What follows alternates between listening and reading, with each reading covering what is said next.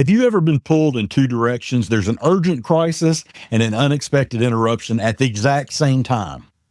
Leadership often lives in this tension between two or multiple things. Let's look at how Jesus handled those leadership interruptions. I'm Chris Moore, and this is Leading 10, where we look at how Jesus leads and what that means for your leadership today.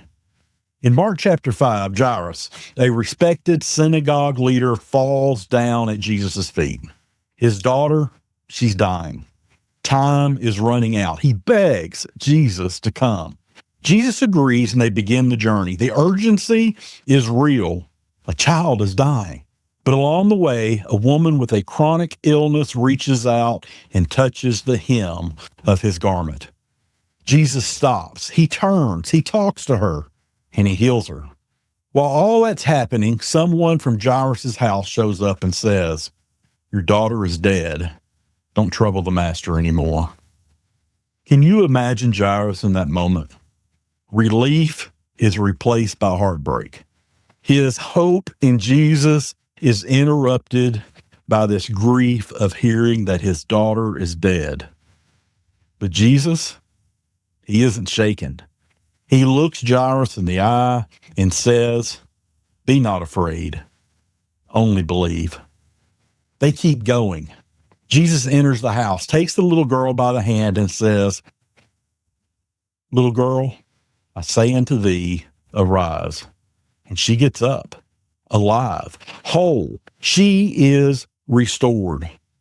Jesus leads with both urgency and compassion. He doesn't rush past people, but he also doesn't abandon the mission.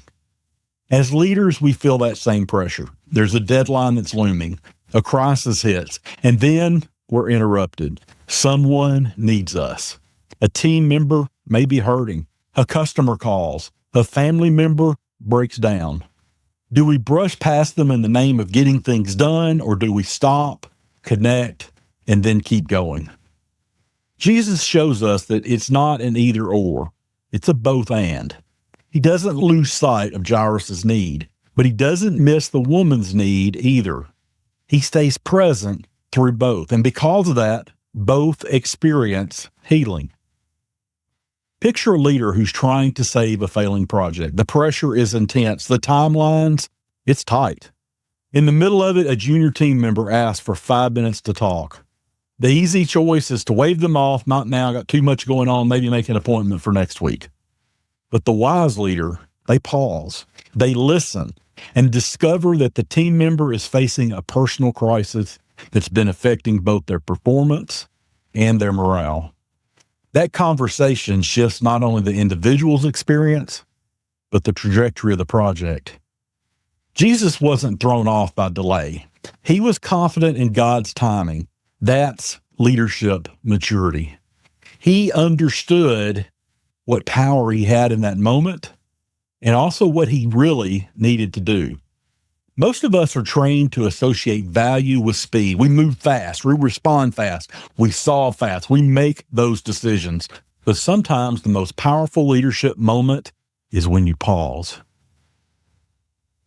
Jesus, he kept moving, but he didn't move past people. He moved with them. And because of that, he also moved them. What urgent issue are you facing right now? When interruptions have come, you have been tempted to ignore certain things because it felt inconvenient. Were those? Pause today and ask, is this an interruption or is this a divine appointment? You don't have to choose between progress and people. Jesus showed us that we must always value both. This week, I want you to build in a little margin. Give yourself some space to stop when someone reaches out. Take a breath. Take a pause. It might feel like you're being inefficient, that you're just not moving in the right direction, but this might just be the moment someone experiences grace through your leadership. You might actually truly be able to lead in a way you haven't felt it before. So think of one area where you've been pushing forward hard. Is there a person or situation that you've been overlooking in the name of urgency? Stop. Take 10 minutes to connect. Ask a question. Send a message. Make that phone call and see what God might do in that in-between space between our urgency and this interruption. If this episode encouraged you to lead with both urgency and compassion, share it with a leader who's running really hard right now. And remember, Jesus didn't rush, but he also never missed his mission. Thanks for joining me on Lead in 10. Until next time, slow down, stay focused, and lead with both hands, purpose and people. I'll see you next time.